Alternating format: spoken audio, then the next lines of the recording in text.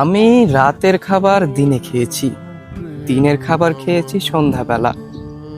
3 বেলার ওষুধ খেতে আমার মনে থাকে না, তবে সাজ বিকেলে তোমার কথা যে মনে করতে হবে এ আমার কখনো ভুল হয়নি।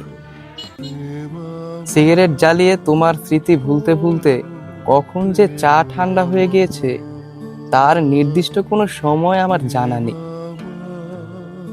তোমার সব কথাগুলো ভুলতে গিয়ে আমি যে জীবনের কতটা পথ অতিক্রম করে ফেলেছি তার ঠিক দৈর্ঘ্য আমি কখনো মেপে দেখিনি।